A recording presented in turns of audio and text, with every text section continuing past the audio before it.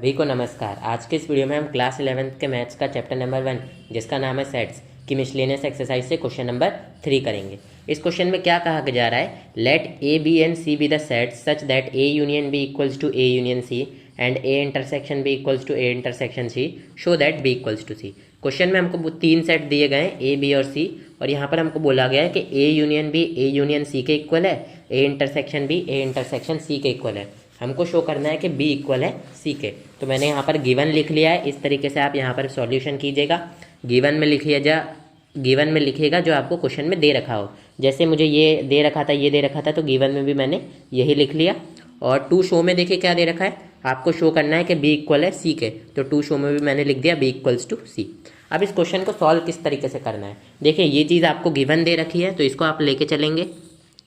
A union B equals to A union C आपको दे रखा है। अब देखिए गाइस, आपको करना क्या है, आपको क्या करना है, दोनों तरफ इंटरसेक्शन कर देना है बी से, कुछ इस तरीके से। ए यूनियन बी ब्रैकेट में बंद किया बराबर ए यूनियन सी ब्रैकेट में बंद किया, इतना तो समझ गए। अब दोनों तरफ इंटरसेक्शन कर दीजिए बी से। अब जैसे कि गाइस आपको एक चीज़ पता होगी, 5 इक्वल्स टू 4 + 1 है, तो अगर मैं दोनों तरफ 1 ऐड कर दूं तो कुछ फ़र्क पड़ता है क्या? नहीं पड़ता। इसी तरीके से मैंने दोनों तरफ इंटरसेक्शन कर दिया बी से, तो कुछ फ़र्क नहीं पड़ता। ठीक है गाइस, अब देखिए, अब A union B intersection B, ये बी के इक्वल आ जाता है। क्यों? क्योंकि ए यूनियन बी में ए और बी के सभी एलिमेंट आ जाते हैं, और उसका इंटरसेक्शन आप बी के साथ कर रहे हो, तो बी के एलिमेंट तो पहले ही ए यूनियन बी है, तो ए यूनियन बी और बी में कॉमन भी बी के एलिमेंट ही आ जाएंगे, तो ये बी के इक्वल आ जाता है। इस चीज़ को मैं आपको एक और तरीके से समझा देता हूँ, वेन डायग्राम से। ये आपका वेन डायग्राम मैं बना लेता हूँ, 1 मिनट गाइस, ठीक है। और इसमें मैं 2 सेट्स ले लेता हूँ ताकि आप लोगों को ये चीज़ मैं समझा सकूँ, ठीक है। एक तो मैंने ये सेट ले लिया, और इसको मैं मिटा कर एक दूसरा सेट भी आप लोगों के लिए बना देता हूँ। एक ए सेट, तो मान लीजिए ये ए सेट है, मान लीजिए बी सेट है। अब गाइस, जो एरिया ए यूनियन बी का है, उस एरिया को मैं ग्रीन कलर से शेड कर देता हूँ। ये दोनों सर्कलों का एरिया हो जाएगा ए यूनियन बी का, इतना तो आप लोग समझ गए। अब इसका इंटरसेक्शन हमको बी के साथ करना है, यानी कि ए यूनियन बी और बी में जो भी कॉमन एरिया है वो देखना है हमको। तो अब बी के एरिया को मैं इस रंग से शेड कर देता हूँ। कौन सा रंग है? पिंक वाला रंग। तो आप देख सकते हैं पिंक वाले रंग से मैंने बी वाला एरिया को शेड कर दिया है। तो अब आप देखिए, जो ग्रीन वाला एरिया है और बी वाला एरिया है, इनमें कॉमन कौन सा एरिया है?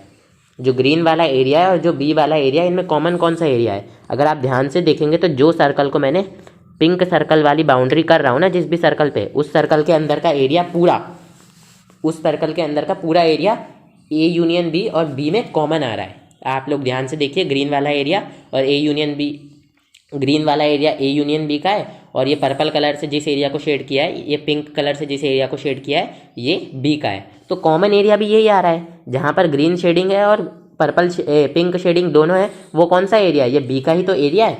और हमको यही इंटरसेक्शन बी निकालना है, यानी कि इन दोनों में कॉमन एरिया कौन सा है, ए यूनियन बी और बी में कॉमन एरिया कौन सा है। तो हमने देखा ए यूनियन बी और बी में कॉमन एरिया ये वाला है, जिसको मैंने पिंक कलर के सर्कल के अंदर आउटलाइन कर रखा है। तो ये पूरा एरिया आ जाएगा इनमें कॉमन, और ये पूरा एरिया किसका है? बी का है। तो इधर मैं इसकी जगह में मैंने क्या लिख दिया? बी लिख दिया। आई होप आप लोग इस चीज़ को समझ गए होंगे। बराबर, अब ये A union C intersection B है, तो इसको मैं इस तरीके से भी लिख सकता हूँ, B intersection A union C. कुछ फ़र्क थोड़ी नहीं पड़ता भाई, 5 + 2 लिखो या 2 + 5 लिखो, बात तो एक ही है, ठीक है। अब देखिए गाइज, मैं क्या करूँगा, इधर डिस्ट्रीब्यूटिव लॉ लगा दूंगा। अगर आपको नहीं पता डिस्ट्रीब्यूटिव लॉ क्या है, तो आप मेरी पिछली वीडियोस देख सकते हैं। मिसलेनियस एक्सरसाइज से पहले मैंने बता रखा है।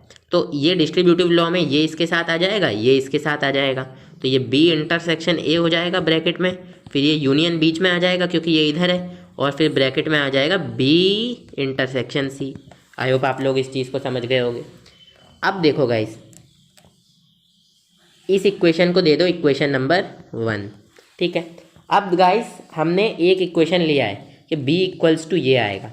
अब हम क्या करेंगे, ये वाली चीज़ लेकर चलेंगे। हमको a union b equals to A union C दे के रखा था ना, अब हम इसको ही लेके चलेंगे, लेकिन इसको किस तरीके से लेंगे देखना।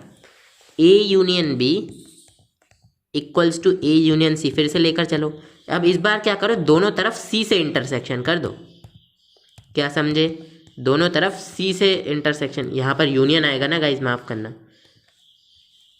क्वेश्चन में देखो हमको A union B equals to A union C दे रखा है, मैंने गलती से इंटरसेक्शन लिख दिया था, है ना। तो यहाँ पर दोनों तरफ सी से इंटरसेक्शन कर दो, जैसे मैंने यहाँ पर दोनों तरफ बी से इंटरसेक्शन किया था वैसे मैंने यहाँ पर दोनों तरफ सी से इंटरसेक्शन कर दिया, ठीक है। एक मिनट गाइज ना, इसको मिटा देते हैं, आप में से कई लोगों को हो सकता है कन्फ्यूजन हो रहा हो, ठीक है, इसको मिटा देते हैं। वेन डायग्राम का ये बने रहने देते हैं ताकि कभी फ्यूचर में कुछ समझाना हो तो समझा दो। हाँ अब देखो, अब ये इधर इस तरफ तो आप लगा दो डिस्ट्रीब्यूटिव लॉ, तो ये हो जाएगा C intersection A union C intersection B, distributive law तो पता होगा। अब देखो guys, C intersection A union C है, जैसे मैंने आपको बताया था ए यूनियन सी में कौन से एलिमेंट आएंगे, ए और सी के सभी एलिमेंट आ जाएंगे, और सी के अंदर सी के एलिमेंट है, और सी इंटरसेक्शन ए यूनियन सी का मतलब है कि सी और ए यूनियन सी में कॉमन एलिमेंट्स क्या हैं। अब सी के सभी एलिमेंट ए यूनियन सी में आ गए तो ए यूनियन सी और सी में सी के एलिमेंट ही कॉमन आ जाएंगे। जैसे इधर मैंने आपको वो वेन डायग्राम से समझाया था ना, ए यूनियन बी इंटरसेक्शन भी बी के इक्वल होता है, इसी तरीके से अगर मैं आपको समझाने जाऊंगा तो ए सी इंटरसेक्शन ए यूनियन सी भी सी के ही इक्वल आएगा, बिल्कुल सेम तरीका है। फिर भी मैं आपको बता देता हूँ, ठीक है, एक शॉर्ट में बताऊँगा। ये दो सेट कंसिडर कर लीजिए, ठीक है, ये ए है ये सी है, ए यूनियन बी ये पूरा एरिया होगा, सी का एरिया ये वाला एरिया होगा, तो इनमें कॉमन क्या होगा, ये सी का एरिया कॉमन होगा, तो ये एरिया इन दोनों में कॉमन होगा, इसलिए ये सी आ जाएगा, ठीक है। आई होप आप लोग समझ गए होंगे, मैंने डिटेल में तो आप लोगों को समझाया था। अब इस चीज़ को मैं रब कर देता हूँ, अब इस चीज़ का कोई काम नहीं है। अब देखिए गाइस, सी इंटरसेक्शन ए को मैं ए इंटरसेक्शन सी लिख सकता हूँ, बिल्कुल लिख सकता हूँ, यूनियन सी इंटरसेक्शन बी को मैं बी इंटरसेक्शन सी लिख सकता हूँ, बराबर सी आ गया।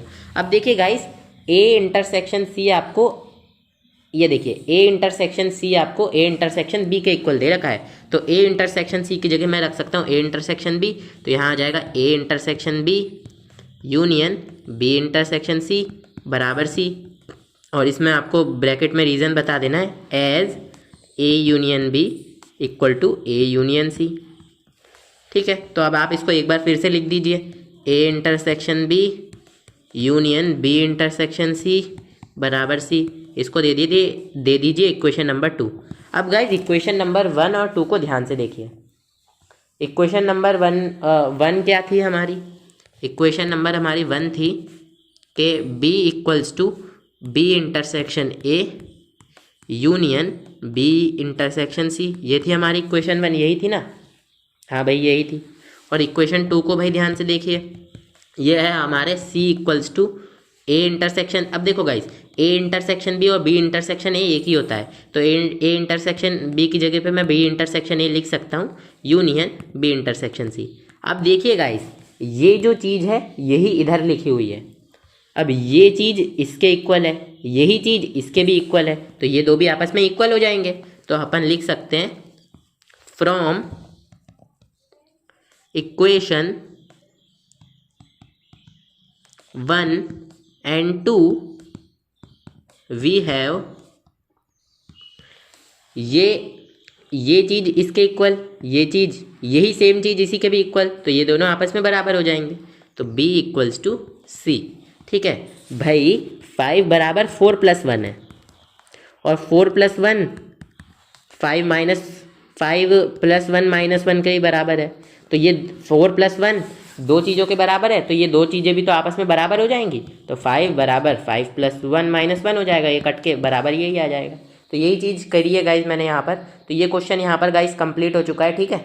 और अब इसको ये क्वेश्चन काफ़ी ऐसे, अब मिसलेनियस एक्सरसाइज में ऐसे क्वेश्चन आएंगे, ठीक है, तो मैं एक बार अच्छे से मिटा देता हूँ इसको, ताकि आप लोगों को पता चल जाए सॉल्यूशन क्या है। तो ये सॉल्यूशन है, ये तो मैंने समझाने के लिए किया था, देख लीजिए गाइज आराम से, और स्क्रीनशॉट वगैरह लेना है ले लीजिए, ठीक है।